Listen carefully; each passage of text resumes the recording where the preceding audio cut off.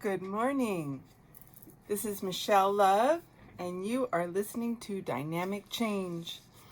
And the show is on KPCA LP in Petaluma, a free range radio station. I hope everyone is enjoying their day. It's absolutely beautiful outside, although I think it will be rather hot soon. So, this show, what I do is I'm a certified wellness coach, self-defense instructor. I have a degree in psychology, and I'm a certified fitness trainer. And I've worked over 30 years in the wellness field. And I do this show every week at 11 o'clock on Wednesdays to give psychological insight into the holistic experience of a lot of patterns that I think a lot of people share. And so when you grow up, I think pretty much everyone grows up with something that they may need to heal. It doesn't have to be something, extremely dramatic, but there are these things that a lot of times we need to find a better way, a more functional way, something that's going to help us thrive in life. And sometimes we have to overcome really big things. And so in this show, I discuss examples of a pattern that you could have grown up with and how you can work through that pattern holistically. And when I say holistically, I mean with how you think, I mean with your emotional body belief system, I mean how you feel in your body somatically. Your emotional experience of how you feel in your body is what the somatic experience is. And then I also give you new patterns, behavioral patterns of new ways to think, new ways to act, to create healthy boundaries and to heal those issues and to move forward in a way where you can really thrive, you can have wellness, and you can feel safe within your life. And because I'm a self-defense instructor, safety is my big thing. Emotional safety, physical safety, helping our kids as we raise them understand healthy patterns and healthy relationships and what that should look like. So that's what this show is about. And if you want more information on me, you can go to my website, dynamicchangewellness.com. You can see all the things I do and all the classes I do. And also, I encourage people, if you want to reach out to me and talk about the show, request something you would like problem solved, a particular pattern or experience, that's a good way to get to my email. My email is dcwellness88@gmail.com. dcwellness88@gmail.com. But either way, you can reach out and say, I've been struggling with this in my life. Are there any ideas you could discuss? And I love doing that for people. So today I'm excited. I want to continue to talk about, I've been talking about domestic violence. I do upload these shows to my YouTube station, Michelle Love with Dynamic Change and Wellness, but sometimes it takes me a week or so to get them up. But I've been talking about the subtle patterns of domestic violence because I feel like this is not educated, this kind of education around the subtle layers of it is not discussed a lot. And it's a really prominent pattern within just all over the world, right? And so I would really like to bring that education out as much as possible to work on shifting these patterns and find a better way. I think people are capable, and I think it's way overdue. So what I would like to start with is, and I know I've said it the other shows when I've been talking about it, I'm just going to keep reiterating it because I think it's really important. I find it's extremely empowering to have the definition, because it's really easy to say, oh yeah, there was some abusive patterns within the relationship, I was put down, the person's experience, and I'll make up a name for every show, so it's always just a fictional name I make up. But it's really easy for that person to say that, yes, I know there were some things that weren't okay, that were abusive, and I think it's really easy to just kind of make that okay, to give an excuse to that, and I think that really stems from very few people growing up in healthy family systems. They are out there, which I'm super grateful for, and I love seeing them, and I really commend those people that have gotten that down. That is just a beautiful, beautiful thing. But I think there's a huge part of society that grows up not feeling secure within themselves or feeling great about themselves because there was something that excuse me, went on with their upbringing. So to heal those patterns, and also just society has a lot of cruelness. So sometimes the family can be healthy and they got these wonderful examples from the parents, but maybe they were bullied a lot. Maybe they just found the wrong person to be connected with, and it was a really hard lesson. So because these patterns are really strong in society, and I believe in my mind they're going to heal all the time and we will move forward, but we still have to be aware, right? So that we understand how to pick good partners. So I'm going to read the definition of domestic violence, explain it a little bit. And the reason it's empowering to know this definition is, let's say my imaginary name today for the person's experience is going to be Pam. So if Pam had a relationship that had the subtle layers of domestic violence, it wasn't physical domestic violence, but it was really easy for Pam to, because they wanted it to work out, to excuse the behavior. And what I find really empowering is when you know the definition of these subtle scaffolding of domestic violence, I think it can really click to where you feel kind of like that is not okay. Like it starts to feel like an injustice when you really understand that this is a very debilitating pattern, an abusive pattern that can really destroy the person being abused in this relationship. We're going to say the imaginary person is Pam, really wear down her sense of well-being and who she is and her self-identity. It's really insidious. So this is something that can happen to women, it can happen to men, kids can grow up around it. So I really like to educate it, and today we will be talking about how to date and how to safely date in today's society, how to watch out for these flavors of domestic violence. And then next week I will be talking about loneliness, because I think a lot of dating, unfortunately, a lot of relationships start out just due to loneliness, and it's really easy to attract an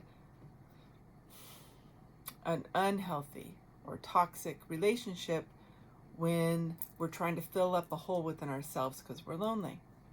So that will be next week. Okay, so to define domestic violence is any intrusion upon one's partner, ex-partner, with intent wittingly or unwittingly to control, coerce, or do harm.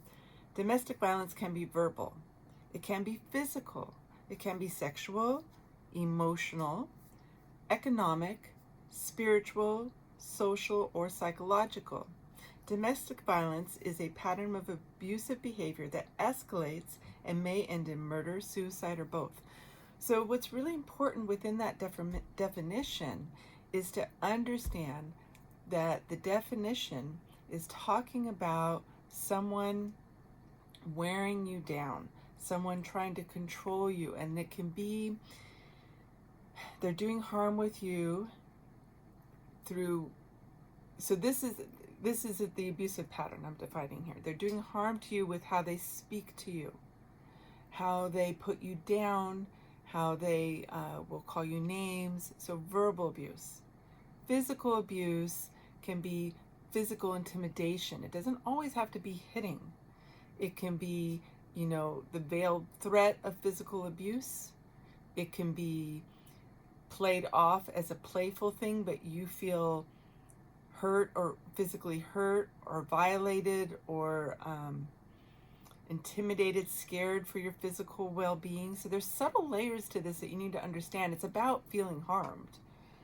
Okay, so sexual abuse, I mean, that could be putting someone down, demanding that they do things they're uncomfortable with, shaming them, body shaming them, talking about other partners in front of them to make them feel bad, like, oh, isn't that person gorgeous, blah, blah, blah, blah, blah.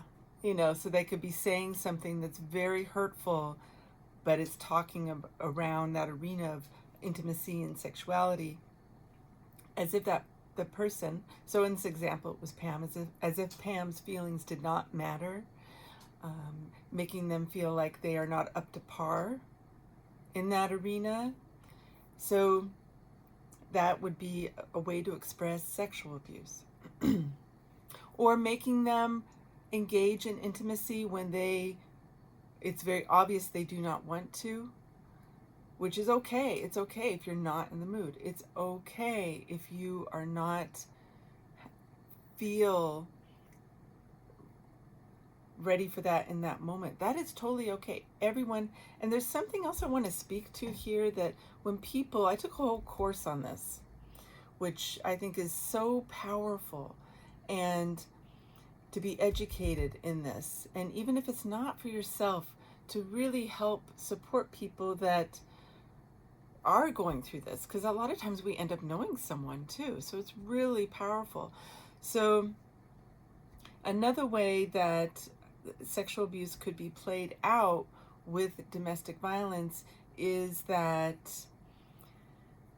they are, so what I want to say here is, if you're in the pattern, let's say Pam, my imaginary person, is in this abusive pattern, she is being abused. When you have been abused for a certain amount of time, so maybe right away, maybe it takes a while, maybe you have been desensitized to it because you grew up with some abusive patterns or whatever. When you are abused, it will affect your intimacy. It'll affect you wanting to engage in intimacy with this person, because deep down inside you do not feel safe.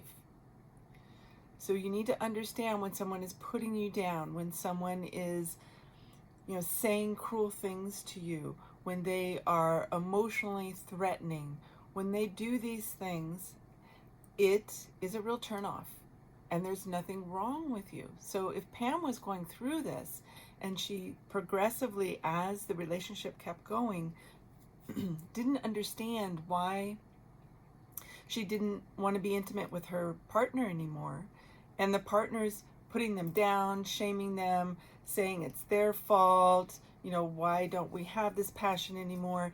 But really, the cause of her being turned off has been the abuse that she's been subjected to.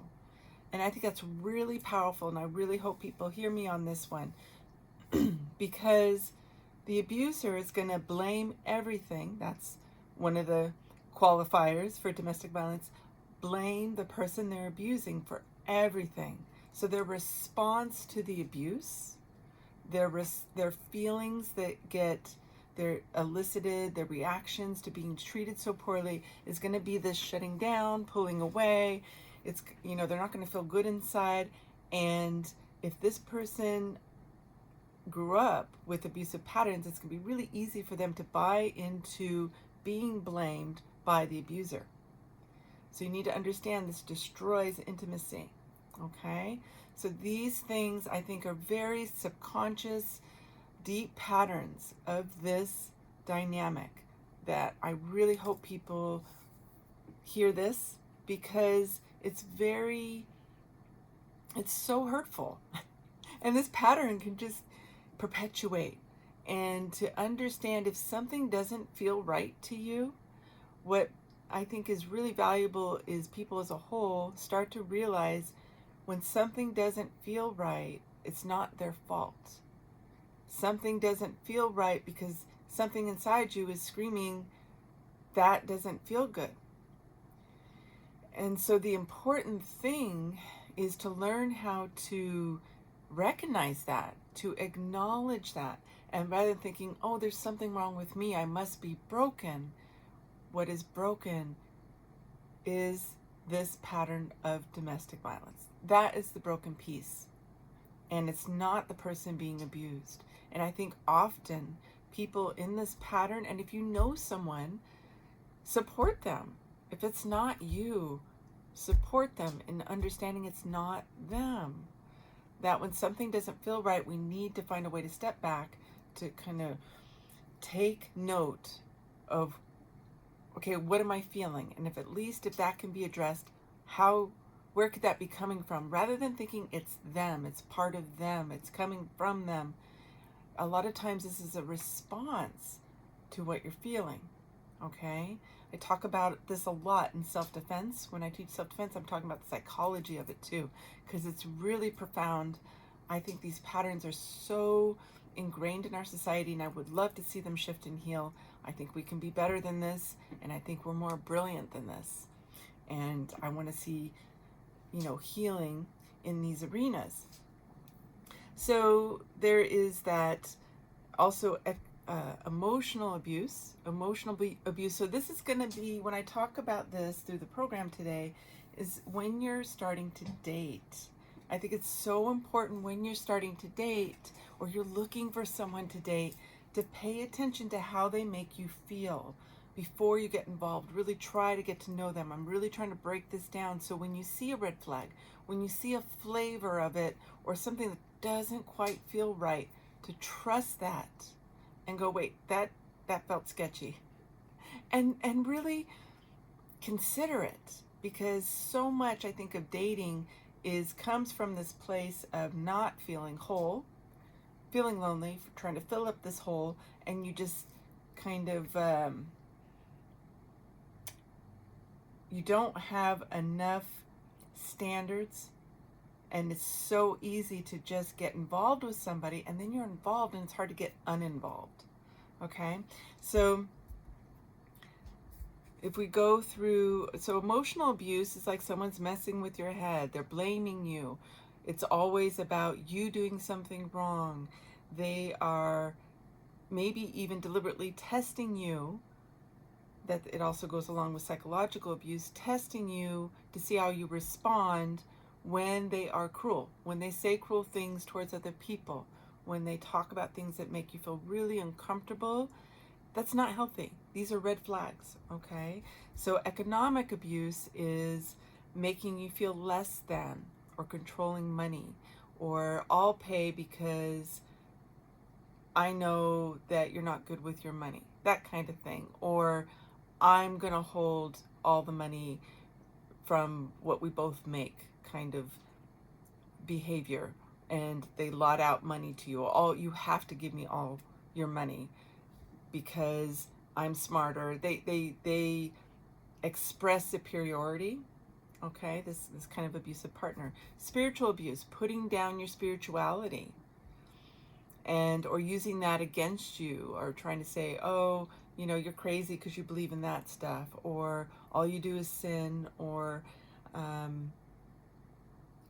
I don't believe in it, so I don't think you should do it anymore, kind of thing. So that's kind of spiritual abuse. And social abuse is sometimes humiliating you.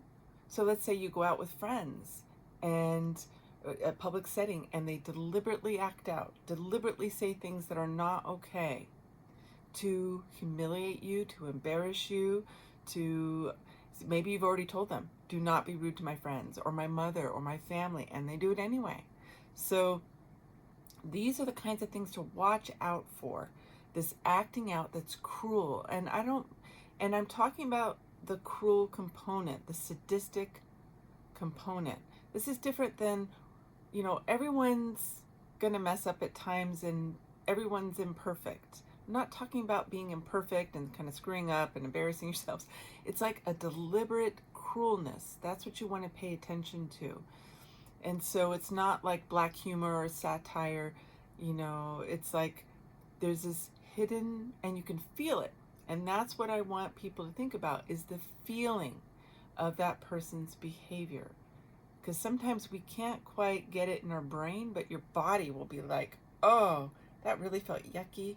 That's what you want to pay attention to, okay? And then the last one I already said was like psychological abuse, okay? So in dating I think it's a tricky thing these days. And so a lot of people use the dating apps, and so I would like to talk about how you can be safe. And so in dating, I think what I have noticed over the years is they do have dating sites that cost money, but seem to have a higher quality of people. So looking for a site that talks about what people are interested in. So it's not just like this hookup situation, which I think can attract people that may not be the best people to connect with. The sites that are like just kind of the hookup, right? So really beware. It makes it very easy for people that don't have good intentions. It can be a really easy way for them to find people. And so you really want to have standards. You really want to have as many ideas as possible of how to filter out people that are not okay. So the sites that, are for people that like to work out, that like to bowl or dance or something. There's ways to find situations, or people that like to hike, where you're in a group. I like those approaches.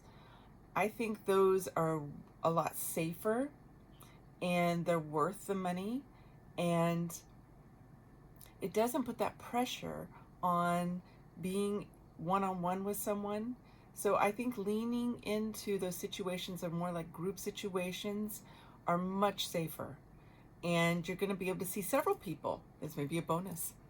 Maybe it's not just the person you're with. They're like, oh, you realize you meet that person, you're like, I don't feel a chemistry, or I just wasn't feeling it, and that's okay. But in a group, you can still be pleasant with them. It's not so pressured. You can gracefully find a way to back out of that situation. But maybe there was someone else there. You're like, wow, they look like a really nice person, and I felt a good chemistry, and I felt comfortable in my body around them. So those group settings. So Googling situations like group activities for singles, that type of arena, I think, is a really, really helpful tool. I really would like to encourage that to get you, it's safer in a group. And it also shows you a lot. You get to see the person that you're meeting, like let's just say, or someone you're interested in that group situation. You get to see how they treat other people, not just you.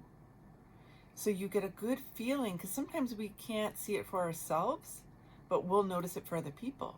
And we can see, I don't like, that person just kind of seemed like they just want to, hook up with somebody that they're not really emotionally available, or, they made that kind of snide comment, their sense of humor is really off. You can see a lot. So you get to observe them. So I really want to put that out there as an idea, instead of just doing the dating apps. Or if you got to do a dating app, there's no shame in that. I've heard a lot of people find wonderful people, but trying to develop a group situation, I think, is really a good way to move forward with that. So again, you're listening to Dynamic Change. My name is Michelle Love. You're listening to KPCA LP in Petaluma, a free-range radio station. I am talking about how to safely date in the world today, and how to notice red flags when someone is going to be toxic or could be potentially abusive. So I'm talking about safety here. The name I made up for today's examples is going to be Pam. And this can happen to men, this can happen to women, this can happen to our children growing up. So, I'm really speaking to also to parents. How do we present these things to our kids? Because our kids these days, as they grow up and they're young adults and really old teenagers, a lot of times they lean into these apps, and there's not always good people. There's a lot of really not okay people on these apps for dating. So I'm talking about how can we empower everyone and be safe. So I think it's really valuable to, again, look for group ways to meet people. And Also, another thing to consider, this is really funny, but I just thought of it. So you could, you always want to meet in public, and do not let them pick you up in your car. So you will meet them there.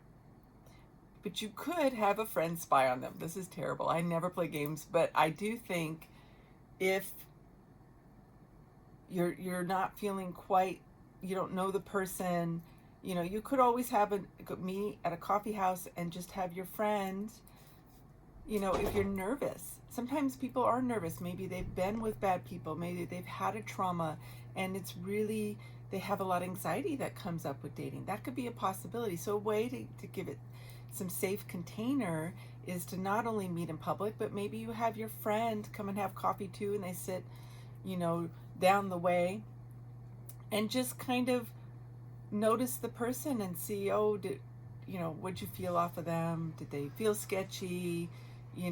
So sometimes having another set of eyes, I think that's reasonable, and there's nothing wrong with it. Or you could also ask the person, could we, meet? Do you have a friend you could bring? I could bring a friend, and maybe we just all do lunch. Why does it have to be one-on-one? And you can still and have that conversation and get to know them. But if you really have some anxiety, or if you've had bad things happen, these are some good steps that I think are very reasonable to develop a safe situation. The most important thing is your safety and emotional well-being. So I think it's very reasonable to do stuff like that. So first of all, I recommend, as a self-defense instructor, I recommend do not get in their car. Just don't do it. Okay, it's just, you do not know this person. I would say even after you've known them for a while, it's a little more of a pain in the butt, but it's worth it. And so you meet them there. You don't tell them where you live. And also, if you're meeting them off a dating app, I think it's really reasonable to say, I would like to see your driver's license. You want to see that they're being honest. So if you are dealing with someone that's not a good person, you can, take a screenshot of it and see that they're saying their real name. And something my friend did I thought was really brilliant is she paid for one of those apps where you can do background check on someone. And I think that is a very valid technique. And I really, really mean that. I really want to be sincere when I tell you I personally have known people that have met bad people on the dating apps, that have been roofied more or less on the dating apps, been given drugs without, their consent on the dating apps. There's a lot of great people out there, but there's people that aren't great, and we do not want to make it easy for them to be hurtful. So I think making sure that because it's so easy to lie in those situations. That's why I want to say that. I personally don't care for them because I think it's really easy to be shady. So we need to be very smart. So asking them to show their ID and just say, that's just what I do with everyone. And then run a background check. Make sure there's nothing, because if there's something really bad there, it's probably going to come up. And it's a good idea. I think it's a really good idea for using the apps. So it's worth the investment. And then that way, if there's something, right away that pops up, there could be, a physical altercation that they were in, or, something really glaring. I've known someone that had a really bad experience, something bad happened, and they checked the background check after things were kind of weird, and it was there. That warning sign was there of a physical altercation involving a female. So to speak to that, we want to be as protected and smart as possible so we can find someone fantastic, because fantastic people are out there. But I think we should really have filters, okay? So that's one thing. You always meet them there and pay attention to their behavior. And I would talk to them a lot before you meet them. Don't just go out and meet them right away. So talk to them, you know, ask them about maybe a little bit about their family. Sometimes you can find find out a lot about a person through their family. And, you know, it doesn't have to be a lot. Are you close with your family? See what they say. And say, do you like animals? You know, see what they say. And do they party? And you know, it's up to you. I'm very straightforward, and I'm grateful that I am, because I do find that it's saves me a lot of grief just being really direct. I recommend that. If you feel like you are comfortable with that, you can say stuff like, well, what makes you feel respected, and how do you treat other people to be respectful? Think questions like that, you know.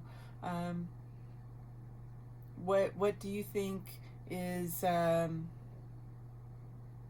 well do you like to get to know people when you're dating them?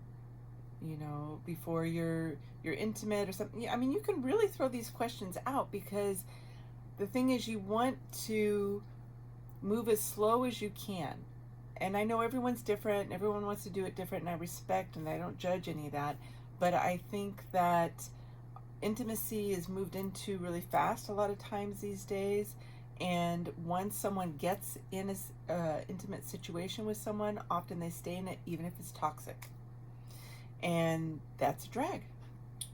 We should want to be happy, right? So it's not worth it being in a bad situation that maybe could develop into something that's even worse, right? So there's like this sense of being trapped at some point. They're harder to get out of once you're into it. So if you go as slow as possible, talk to them a bunch in the beginning, throw out some questions around intimacy if you're comfortable with that. I think it's really awesome if you're brave enough and it feels comfortable enough if you're really feeling bold, you can say, you know, this is what I'm not okay with. Like, throw some of those things out. I'm not okay with swinging around intimacy. I'm not okay with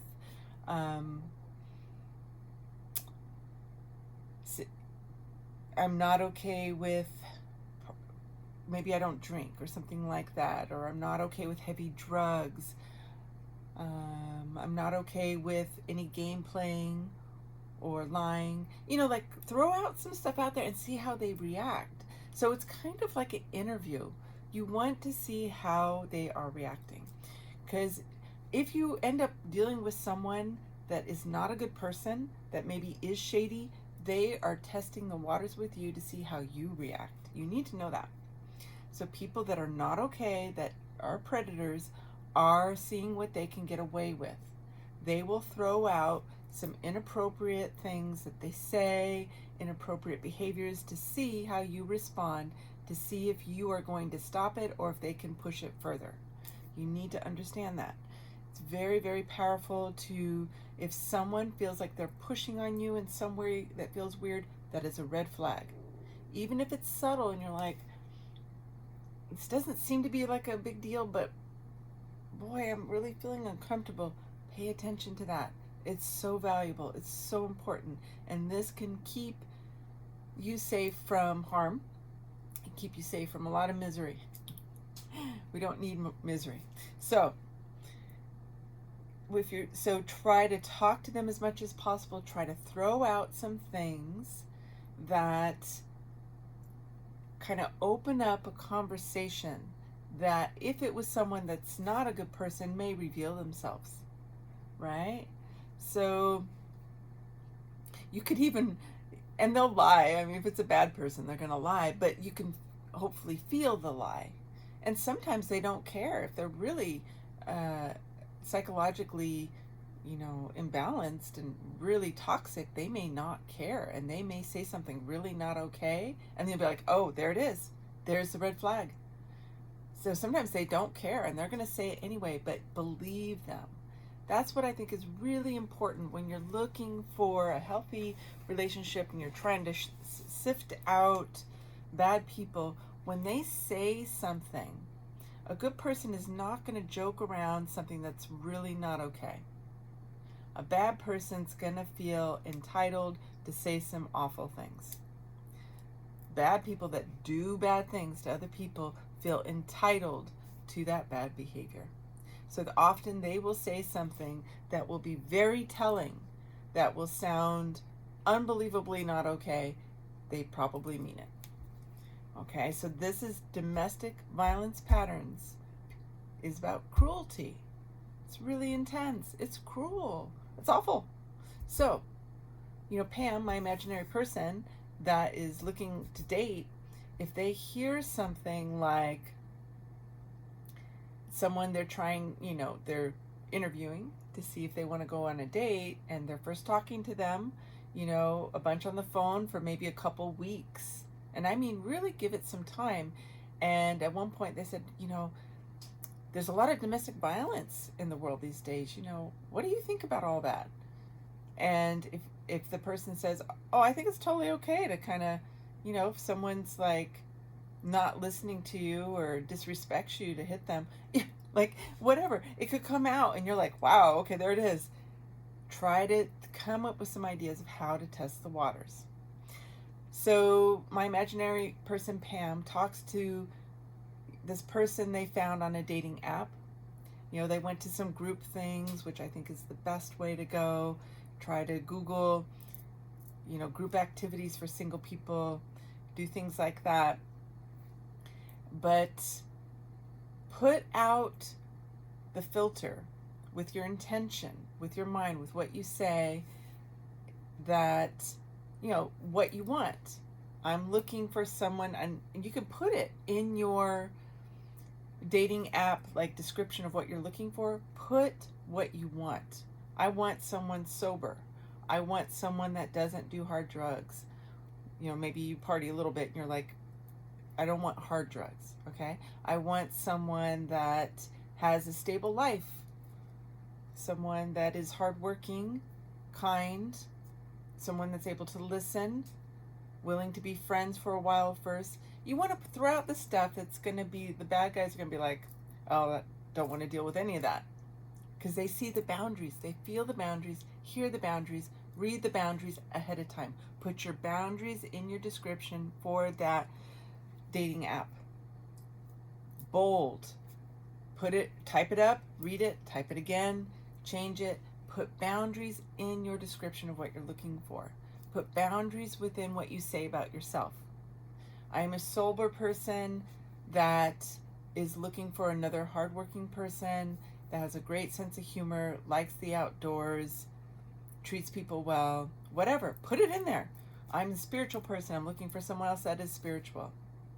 I am an open-minded person looking for someone that is open-minded and honest. I mean, throw it out there. Because that boldness, that boundary, it's basically going to deflect these people that lie, that are cruel, that are going to play games with you. It is helpful. Okay? So be bold, be strong. Say, I want someone respectful. I want someone is going to open the door for me, if that's kind of your thing. I want someone that is a devoted person and is honest. I like someone that likes to cook. I like someone that is, kind to people. Maybe they volunteer. Like really someone that likes their mother. That's funny. Someone that, likes people in general. Someone that, is introverted but kind. But I don't know, you just really put out there someone that has a healthy lifestyle. That's an important one. What does a healthy lifestyle look like? Okay, no heavy drugs, has a stable life, likes to exercise, likes to eat good, likes to learn, likes to emotionally work on themselves. Put that in there. Someone that emotionally works on themselves. I work on myself. I'm looking for someone that has emotionally worked on themselves, that is always willing to learn and communicate. Put that in there. Someone that communicates well and is emotionally available. Put it all out there. Scare the bad ones away. And the people that are worthwhile are going to respect that. And you can say it in a way that doesn't sound condescending. I'm always emotionally working on learning. You can put something like that. I'm always working on emotionally learning. I'm looking for someone that has also been working on themselves emotionally. I'm looking for maturity and someone that doesn't take themselves too seriously. You could even throw that in there. Everyone loves that one. So it's not coming from like this pompous, arrogant place, but it's coming from this real place of, I am working on myself. I want to work on someone that's also open to that and is working on themselves or has already worked on themselves. Because even if everyone's still evolving, that's life. Everyone is messy. Everyone has faults. Everyone's imperfect, and that's beautiful. And having compassion for it is beautiful. Having a sense of humor for it is beautiful. But there should also be, and I want someone that is working on themselves. Because it's really difficult to be in a situation where you've done work on yourself, or you're always, that's the goal, and then you decide to be with someone that's not their focus at all. And then it doesn't match up with where you're at in your life, and it just doesn't pan out very well. So again, my name is Michelle Love. You're listening to Dynamic Change, and you're listening to KPCA-LP in Petaluma today, our free-range radio station. I am talking about how to date safely in today's society, how to avoid the subtle patterns of domestic violence when you're interviewing someone that you possibly may be getting involved with, and how to do this safely, and how to lean into finding a healthy person to be with, and what the red flags look like for abuse, for domestic violence, for things that can be very, very toxic. And again, my imaginary person's name today is Pam.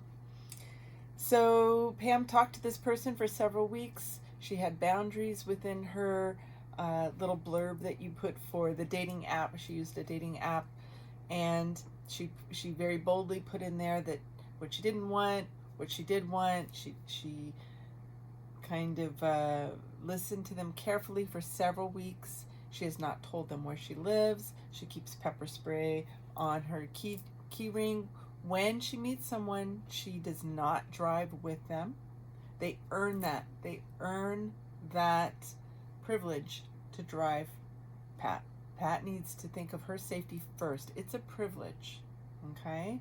Everyone has to value their beautiful, unique self and treat themselves like they're precious, in my opinion, to have a high level of safety.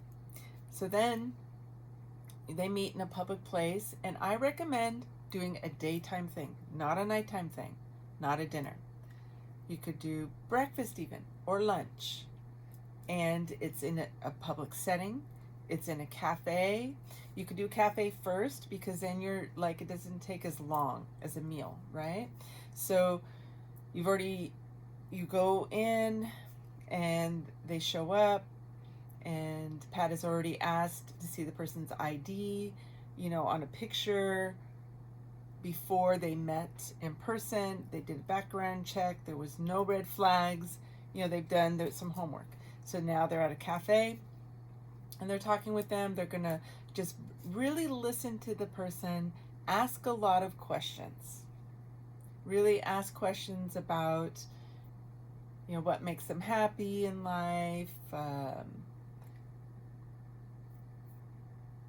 how fast they like to move in relationship, what they're looking for, how important is friendship first with them, and, whatever comes to you. But just some filters to just really see. And if they say something disturbing, or they behave in a way that doesn't feel right, maybe just leave at that point. If it really makes you go, oh, that I really don't feel okay with that, you need to trust that.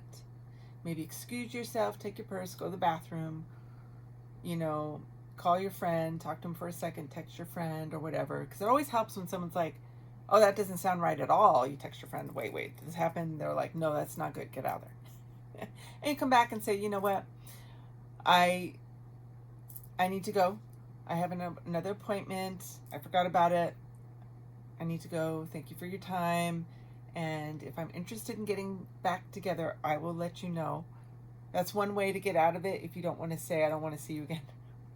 If you're bold enough, you can say, you know, I'm grateful for meeting you, but I'm not really feeling chemistry. So, you know, so I'm not going to reach out again. You can totally say that. If you're bold enough to do it, if you're not sure how to handle it, you can text that later or block them if it feels really off, but get out of there at that point. You're done. And also, if you really want to be extra careful, if you got a really weird feeling about them, do not go straight home. Do not be easy to follow. Do not go home. Maybe go to the grocery store. You know what I mean? Like, go for a little drive, go so you go away, you know. So that's the thing. So, and this is worst case scenario, but I'm trying to give you as many. It's good to do worst case scenario and work your way backwards. So I'm trying to give you, if it was a really bad situation, the most extreme way you can keep safe. So you leave, and then, you know, if you're dealing with someone that's not okay, they're probably going to be a jerk at that point, to be honest. At that point, they're going to be like, well, then fine, I don't, you know, you're a jerk anyway, or whatever. They might be really off, but at least you know, right? If you don't feel safe and it feels really sketchy, drive straight to the police station. And, you know, if you ever feel like someone's following you or something weird is going on, or if you feel threatened, go straight to the police station. They're not going to follow you there. And go out and talk and get out and go in. Totally will scare them off. And they may, if they are following you and they see that, they'll never mess with you again. They'll be like, oh, this person means business. Go inside and just say, hey, you know, I was on this date. This guy was really weird. You know, just ask them about restraining orders. And that doesn't mean you're getting a restraining order. This person didn't do anything. But the fact that you do something physical with your intention, with your mind, with your body, it's so empowering. Doesn't mean you have to do anything about it. But energetically, with your intention, with your behavior, when we physically do something that is powerful for our safety, it is monumental to shift patterns. It's about doing a physical act. It's so powerful. So if you just went in there and say, you know, I just want to talk about it, like, you know, I don't need to do one, but I just need to inquire because I felt a little scared, had some anxiety, and I'll handle that. But, you know, when people get restraining orders, you know, what does that entail? And if I feel kind of threatened by someone that I went on a date on, if that ever were to come up, you know, how do I handle that? Should I just come here and kind of talk to you guys about it? You know, like and even if they say, well, that's not reportable enough, it doesn't matter. You getting information, it will still empower you. Okay, so that's worst case scenario. If everything's going great and then you go out, let's say you already did the daytime thing, you've been driving yourself, you also tell your friends, I'm going to meet someone at this time, you know, check in with me in an hour and, you know, just call me or whatever. You can do stuff like that. So you have someone calling you if you need it out, and you say, oh, you know what, I realize I have to go into work, or, you know, something's going on. It's an excuse to get you out of the situation if you don't know how to get out of it. So that's really important. Your friends having your location is really important. Anytime you're dating, you have each other's backs, okay? So, and then if you go out with them, and don't let them be in charge of your drink. Just don't. I don't care. Guy, woman, whatever. Just don't. So you insist on buying your own drink.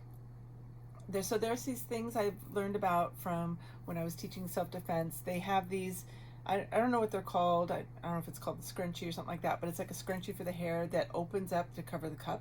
So you could Google, you know, hair tied to stop roofies happening, you know, being drugged. So the date rape drug. Okay, so you could have those. There's also a fingernail polish that you can like put your finger in the drink and it will like change color to let you know if it's drugged. So, but be careful of stuff like that. Don't smoke with them. Some people, they think they're just smoking pot and it could be laced with something else. Everything these days, I tell you, is laced, and you got to be careful. You really got to be careful. So I would really recommend being as sober as possible, or doing it in a way where it's very mindful, very thoughtful, but doing something that they brought, a substance they brought to the situation, could be drugged, could be laced, could have other stuff in it.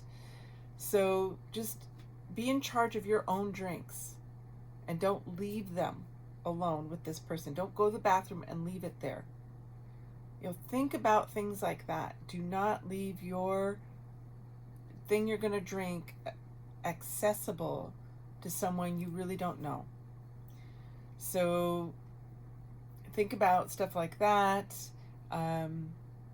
But I'm really serious. Like, you can't give consent if you're inebriated. You cannot give consent if you are really been doing drugs. You can't.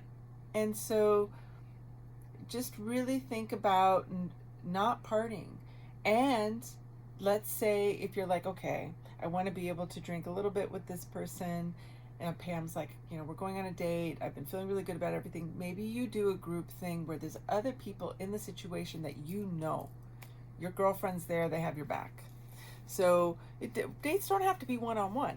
It can be a group situation. So if you're going to move into that level of dynamic, still make it safe. Say, okay, well, I want to go to this show, but I want to go with some friends of mine. And that way, if you're drinking or partying or whatever, you can drive home with them, or you get the Uber together, but someone stays sober, someone stays paying attention, and you do that for each other. It's not safe if everyone's drinking, everyone's partying, and no one's cognizant enough, even if you get the Uber and it's safe that way, cognizant enough to notice the bad behavior if it starts to happen. So, doing these things where you work together, it's not just you, can really be helpful. Really talk to your friends about how it felt. If you have a therapist, talk to your therapist about how it felt. Because the warning signs you will feel, and other people can notice things that maybe you don't see, that maybe they do behind your back.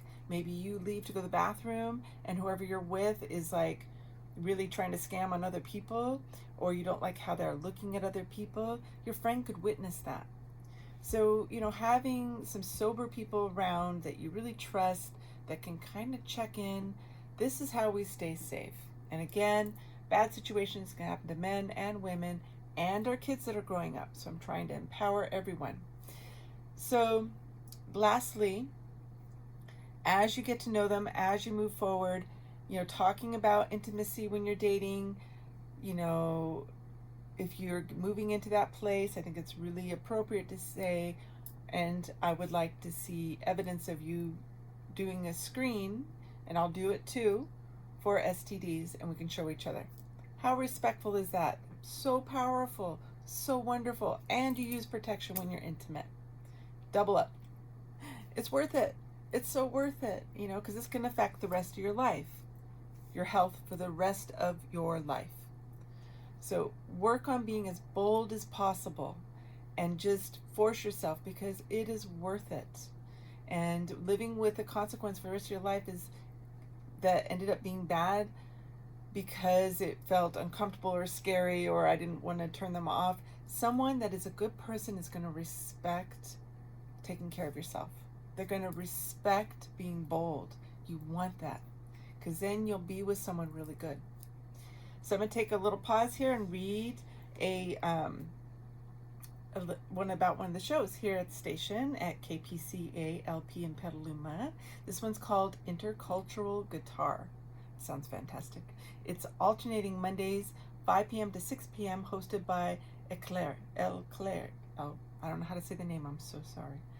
LCR, maybe. And its intercultural guitar offers a structured yet radically inclusive hour of music on a bi-weekly basis, Mondays from 5 to 6 p.m. through recordings old and new, supported by commentary on historical and contemporary context. Music for the guitar and related instruments guides listeners on a cross-cultural journey. The modern guitar has been forged by heritages of Central Asia, the Far East, Spain, Italy, Africa, the Americas, and numerous other regions where local traditions and global trends have made for a most dynamic and fertile musical environment in the modern age. Contact, and this is the email for this person, elciarmusic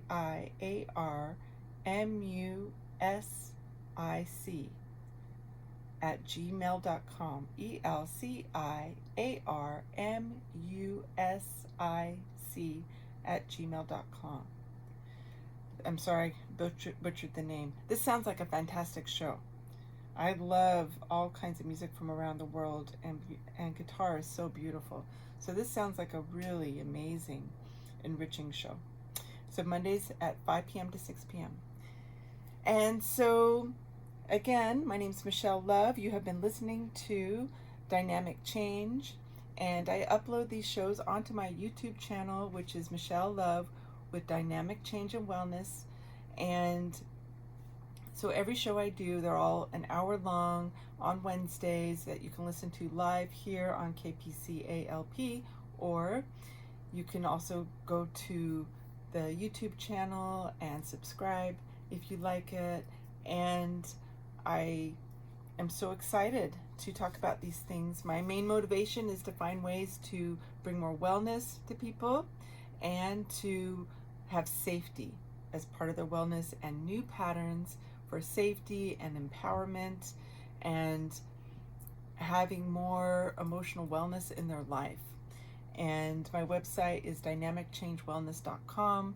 Again, you can always email me through the website. You can see all the different things that I teach and put out into society to try to support people. And so we have been talking about today how to date safely in today's societal environment, because it can be a little tricky. And so again, I recommend being bold. Ask for what you want, have a lot of boundaries, put your boundaries out there in your description right away if you're doing the dating apps. Don't play around.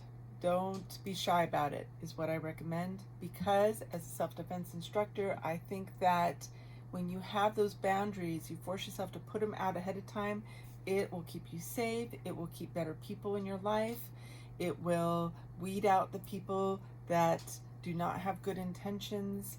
And next week I am going to be talking about loneliness. I think that is a topic that a lot of people deal with, and how that can play out in your life. And so I'm excited about that. So again, I've been talking about also the red flags for domestic violence. So since this is my last time be talking about domestic violence a lot, I want to give you all the numbers for help. If you know someone, if you have dealt with it, the YWCA for Sonoma County is the Domestic Violence Services Organization. Their phone number is 707-546-1234. That's the hotline, 707-546-1234. They have child care help, they have shelters and counseling, and I'm sure they have a way that I took a course through them many, many years ago. It was fantastic, really fantastic to get educated around this. And the National Domestic Violence Hotline is 800-799-7233. 800-799-7233. And these organizations always need volunteers. And I know people that volunteer. You can help women that have to go to court and meet in person. They do a lot of stuff in Zoom with the courts now, but they have these wonderful things where women come and help and support other women, or even men go through these things, but supporting each other to help create a better society, I think, is really worthwhile. It's worth the effort. It's worth making yourself be brave do things, where you're having these filters in your life, these standards in your life, even if it makes you uncomfortable, it's for the greater good for yourself and your own healing. Thank you so much for listening today. I will see you next week. I hope you have a wonderful week. Thank you so much. Bye-bye now.